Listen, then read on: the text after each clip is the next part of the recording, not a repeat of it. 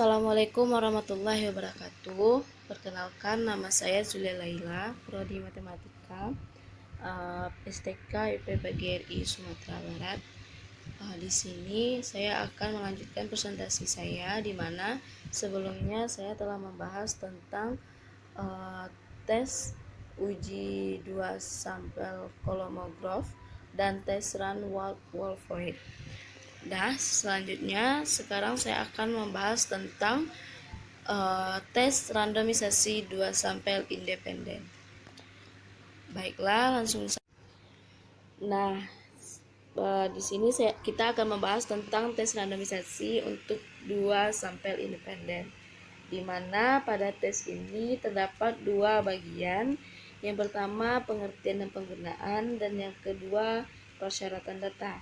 Pengertian dan penggunaan di sini yaitu tes randomisasi untuk 2 sampel independen ini merupakan suatu teknik non-parametrik yang berguna dan sangat kuat untuk menguji signifikansi perbedaan antara rata-rata 2 sampel independen apabila N1 dan N2 kecil, apabila sampel 1 dan sampel 2-nya kecil. Dengan tes randomisasi ini kita dapat menentukan kemungkinan yang eksak di bawah H0 yang berkaitan dengan observasi kita, dan kita dapat berbuat demikian tanpa anggapan distribusi normal atau homogenitas varian dalam populasi yang dipelajari. Yang kedua yaitu persyaratan data. Persyaratan data ini, data yang kita gunakan sekurang-kurangnya memiliki skala interval. Baiklah, selanjutnya yaitu tentang prosedur pengujian, di mana prosedur pengujian di sini terdapat langkah-langkah dalam penggunaan tes randomisasi untuk 2 sampel independen. Yang pertama yaitu tentukan banyak hasil yang mungkin dalam daerah penolakan. Di sini A pada yang ini merupakan alfa dikali N1 ditambah N2 dan N1, di mana N1 dan N2 di sini, N1 dan tambah N2 N1 ini dalam kurung ini merupakan yaitu suatu kombinasi. Kita dapat mencari kombinasinya seperti yang telah kita pelajari sebelumnya pada pembelajaran matematika. Yang kedua yaitu nyatakanlah yang termasuk dalam daerah penolakan, banyak hasil yang mungkin dan paling ekstrim. Hasil-hasil ekstrim adalah yang mempunyai selisih sigma A dan sigma B yang terbesar. Untuk tes satu sisi, semua harga itu ada dalam arah yang diramalkan. Untuk tes dua sisi, setengah dari hasil-hasil yang mungkin dan paling ekstrim dalam satu arah, dan setengahnya lagi dari hasil-hasil yang mungkin dan paling ekstrim dalam arah yang lain. Yang ketiga yaitu jika skor observasi adalah salah satu di antara hasil-hasil yang terdaftar dalam daerah penolakan, tolaklah H0 pada tingkat signifikansi alfa. Yang keempat yaitu untuk sampel-sampel besar atau N1, N2-nya besar, kita dapat menggunakan rumus T sama dengan subset A dikurang subset B akar per akar sigma B dikurang subset B dikuadratkan ditambah sigma A dikurang subset A dikuadratkan per sampel A ditambah sampel B dikurang 2 dan dikali dengan 1 per sampel A ditambah 1 per sampel B. Selanjutnya yaitu jika N1 dan N2-nya besar, sebagai pengganti tes randomisasi ialah tes Umani-Whitney yang dapat dianggap sebagai tes randomisasi yang dikenakan atas harga-harga ranking observasi. Tes Umani-Whitney di sini merupakan suatu pendekatan yang baik untuk tes randomisasi daripada tes T. Selanjutnya yaitu hipotesis untuk sampel kecil. Untuk sampel kecil di sini yang pertama yaitu hipotesis untuk uji satu sisi, di mana hipotesis untuk satu sisi di sini. Pertama yaitu hipotesis. Kita mencari hipotesisnya, yaitu H0-nya rata-rata A sama dengan rata-rata B, dan H1-nya yaitu rata-rata A kecil dari rata-rata B, atau H1-nya rata-rata A besar dari rata-rata B. Selanjutnya taraf signifikansi. Taraf signifikansinya di sini yaitu sama dengan alfa. Dan 3 yaitu statistik uji. Statistik uji yang terbesar.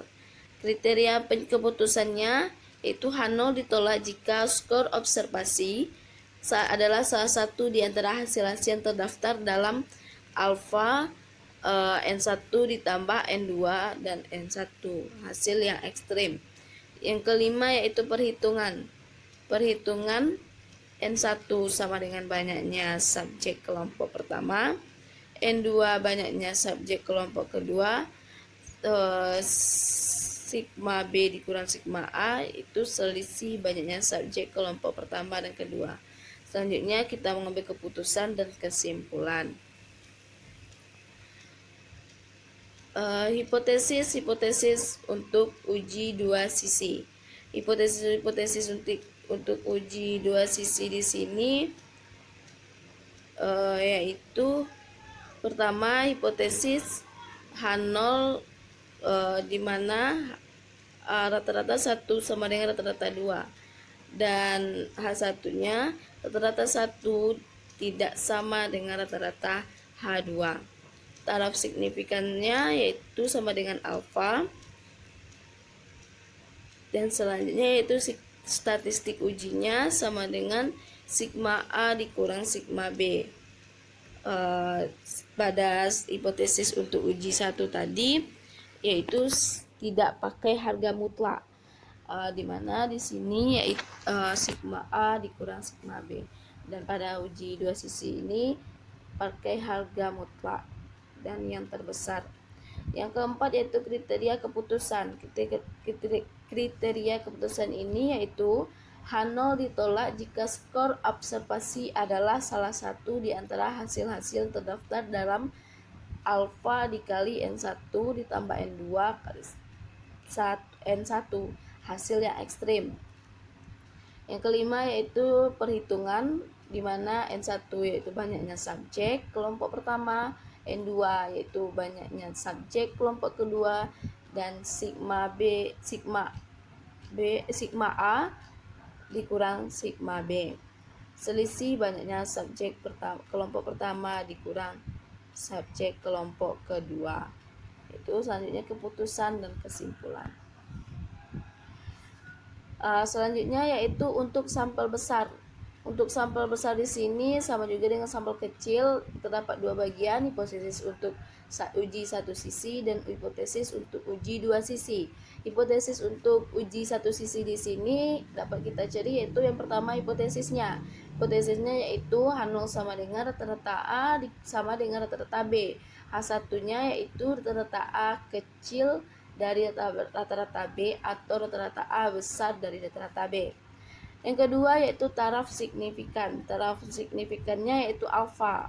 Yang ketiga statistik uji, di mana statistik uji ini jika syarat 1/5 kecil sama N1 per N2 kecil sama N1 per N2 kecil sama 5 dan besar sama 1/5 terpenuhi, maka menggunakan rumus T sama dengan A subset dikurang B subset per akar sigma B dikurang B subset kuadrat ditambah sigma A dikurang subset A dikuadratkan per sampel A ditambah sampel B dikurang 2 dikalikan 1 per sampel A ditambah 1 per sampel B. Bila syarat tidak terpenuhi, maka kita dapat menggunakan uji Umani-Whitney. Yang pertama kriteria keputusan.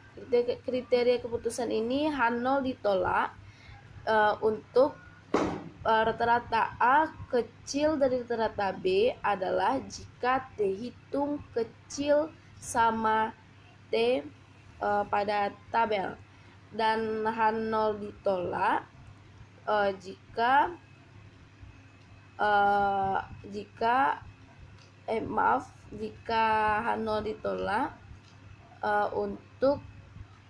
H0 ditolak untuk rata-rata A besar dari rata-rata B adalah jika T hitung besar dari T tabel. Tabel B dengan DB sama dengan NA tambah NB dikurang 2. Kedua yaitu perhitungan. Perhitungan di sini N1 sama dengan banyaknya sampel pertama, N2 banyaknya sampel kedua, dan A sama dengan rata-rata data observasi A, B subset itu rata-rata data observasi B, sigma A dikurang sigma A dikurang subset A dikuadratkan, yaitu jumlah dari selisih data A dan rata-rata A dikuadratkan, dan sigma B dikurang B subset dikuadratkan adalah dari selisih jumlah dari selisih data B dan rata-rata B dikuadratkan. Nah, selanjutnya yang kedua yaitu hipotesis untuk uji dua sisi.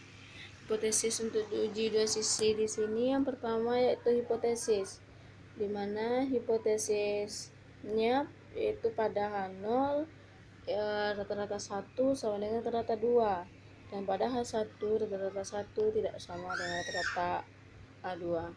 Taraf signifikannya sama dengan alfa. Yang ketiga yaitu statistik uji.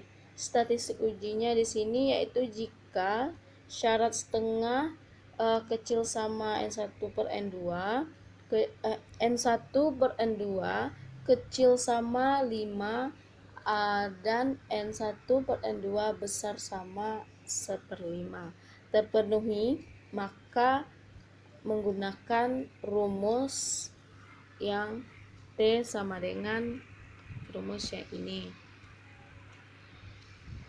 Yang keempat yaitu bila syaratnya tidak terpenuhi maka menggunakan uji Umani-Whitney. Yang keempat yaitu kriteria keputusan. Kriteria keputusan di sini H0 ditolak jika T hitungnya besar dari T tabel. Tabel B dengan D sama dengan NA tambah NB kurang 2.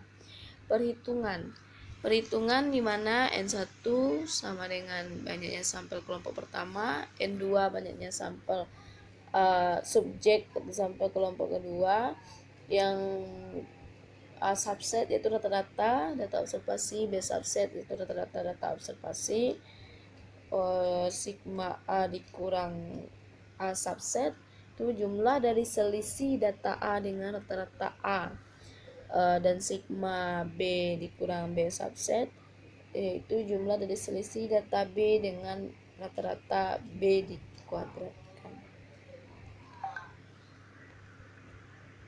Selanjutnya itu keputusan dan kesimpulan.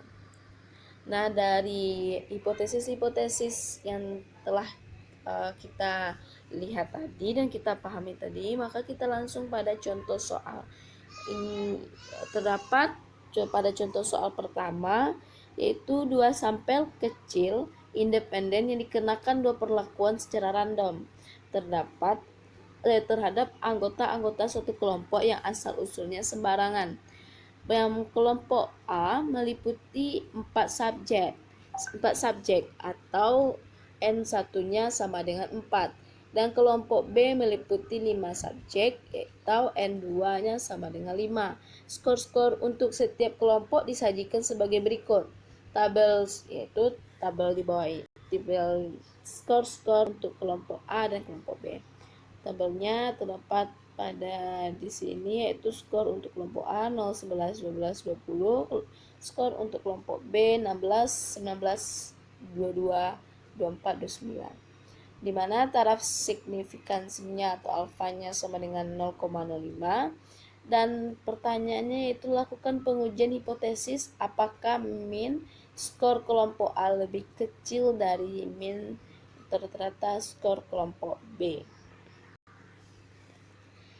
Selanjutnya kita selesaikan contoh soal berikut. Yang pertama yaitu uji hipotesis. Ini merupakan uji hipotesis uji satu sisi, yaitu H0-nya rata-rata sama dengan rata-rata A sama dengan rata-rata B, dan H1-nya rata-rata A kecil dari rata-rata B. Yang pertama kita ketahui bahwa taraf signifikansinya alfanya sama dengan 0,05, dan statistik ujinya yaitu sigma B dikurang sigma A yang terbesar. Dan yang ketiga, daerah penolakan yaitu H0 ditolak jika skor observasi adalah salah satu di antara hasil-hasil yang terdaftar dalam alfa dikali N1 ditambah N2. Maaf, di sini pada laptop saya di sini bisa, tetapi pada jika saya membuka pada HP menggunakan BPS, di sini terlihat seperti menyambung. Di sini saya akan sebutkan yaitu terdaftar dalam alfa dikali N1 ditambah N2 N1, hasil yang ekstrim. Selanjutnya perhitungan di sini alfa sama dengan 0,05, dan N1 tambah N2 dan N1. Di sini pada perhitungan ini di mana kita dapatkan 126, ini dikarenakan 4 ditambah 5, yaitu 4 di sini yaitu sampel pertama, 5 merupakan sampel kedua, dan N1. Di ini telah kita masukkan pada rumus yang telah kita sebutkan tadi, N1 ditambah N2 dan N1, di mana kita telah dapatkan hasilnya 9/4. Pada kombinasi dapatnya 126 ini merupakan dengan cara kita melakukan kombinasi. Kombinasi di sini yaitu dengan 9 faktorial per 9 dikurang 4 sama dengan 5, berarti 9 faktorial per 4 faktorial dikali 5 faktorial, dan dapatlah hasilnya sama dengan 126. Sehingga terdapat 126 yang mungkin antara sigma A dan sigma B. Hasilnya mungkin dalam daerah penolakan alfa dikali N1 ditambah N2 N1. Di sini kita baru mendapatkan nilai N1 ditambah N2 dan N1, dapatnya 126. Maka sesuai dengan rumus kita masukkan yaitu alfa dikali N1 ditambah N2 N1, yaitu 0,05 dikali 126, dan didapatkan hasilnya 6,3. Selanjutnya yaitu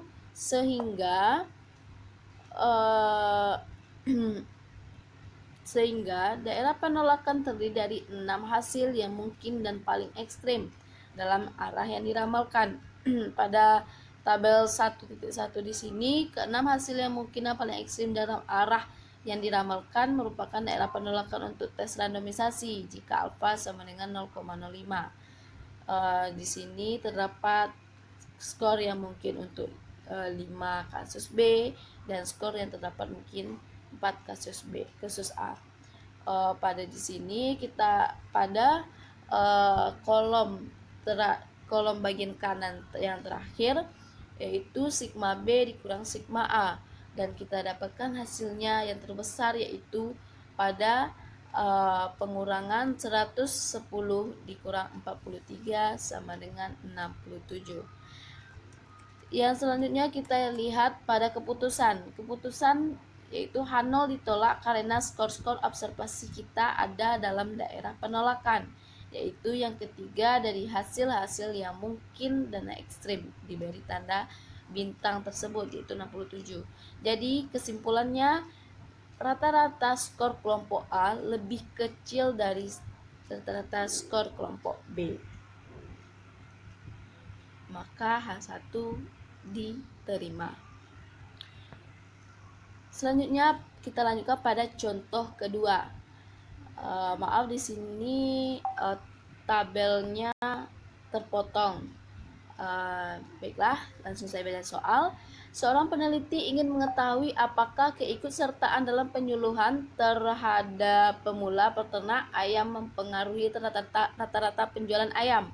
Oleh karena itu, peneliti mengambil sampel secara acak kepada 19 peternak yang tidak mengikuti penyuluhan dan 24 peternak yang mengikuti penyuluhan.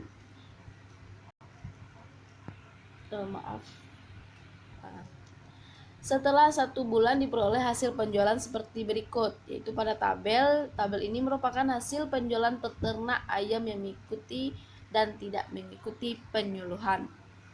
Dan dapat kita lihat datanya di sini, yaitu ujilah apakah rata-rata penjualan ayam oleh peternak yang mengikuti penyuluhan lebih besar daripada rata-rata penjualan ayam oleh peternak yang tidak mengikuti penyuluhan, di mana alfanya sama dengan 0,05. Ya, selanjutnya pada penyelesaian, di sini H0-nya yaitu rata-rata A sama dengan rata-rata B, dan H1-nya yaitu rata-rata A kecil terbesar dari rata-rata B. Yang kedua, taraf signifikannya yaitu alfa sama dengan 0,05. Statistik ujinya, karena ini merupakan data besar, maka menggunakan tabel. Menggunakan tabel. Karena memenuhi syarat 19 per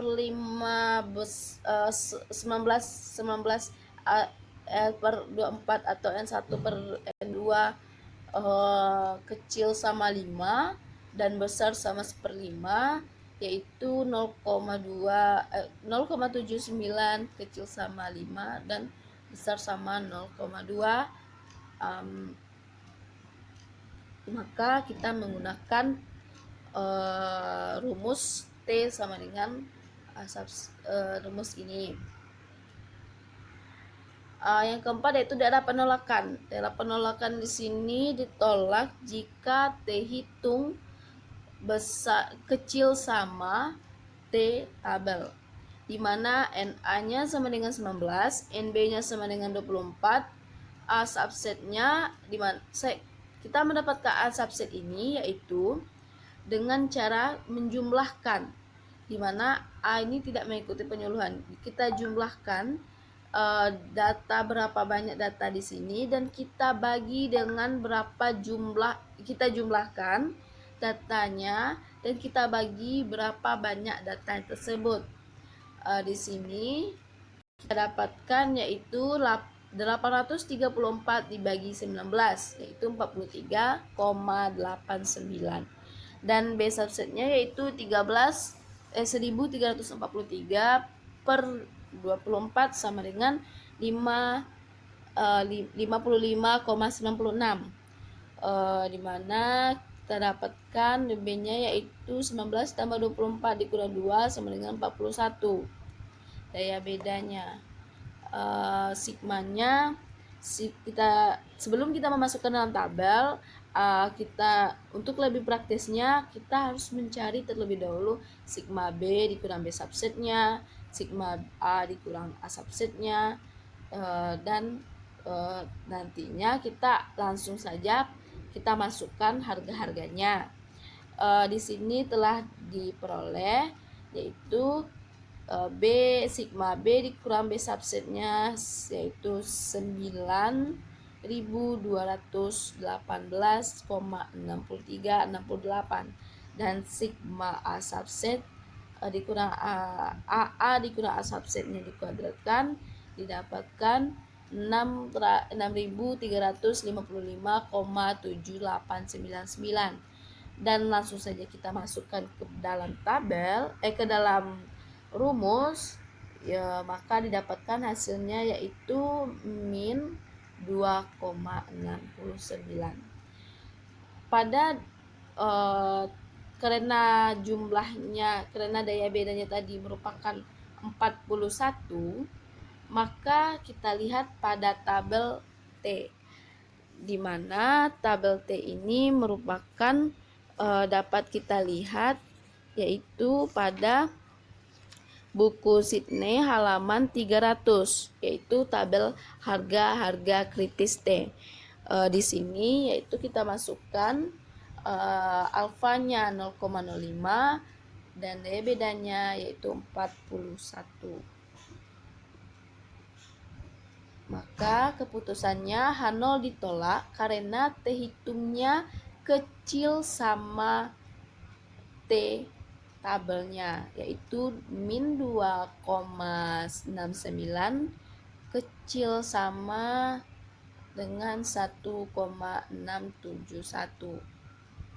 Kesimpulannya, rata-rata penjumlahan ayam oleh peternak yang mengikuti penyuluhan lebih besar daripada rata-rata penjualan ayam oleh peternak yang tidak mengikuti penyuluhan. Selanjutnya, setelah kita memahami contoh 1 dan contoh 2, kita dapat mengerjakan latihan. Di sini saya akan memberikan, saya mempunyai soal yang dapat dikerjakan, rekan-rekan kerjakan, yaitu 2 sampel kecil independen yang dikenakan 2 perlakuan secara random, yaitu siswa yang tidak mengikuti bimbel dan siswa yang mengikuti bimbel. Kelompok A adalah siswa yang tidak mengikuti bimbel, yaitu meliputi 4 siswa, dan kelompok B siswa yang mengikuti bimbel terdapat 6 siswa. Ke-10 siswa tersebut diberikan tes yang sama. Hasil tes untuk setiap kelompok disajikan sebagai berikut ini. Dengan taraf signifikan alfa sama dengan 0,05. Lakukan pengujian apakah rata-rata skor untuk siswa yang tidak mengikuti bimbel lebih kecil dari rata-rata skor untuk siswa yang mengikuti bimbel. Langsung saja rekan-rekan cari jawabannya. Selamat mengerjakan. Nah, di sini hanya sekian yang dapat saya sampaikan. Mohon maaf atas segala kesalahan dan terima kasih atas segala perhatian. Segala kebenaran hanya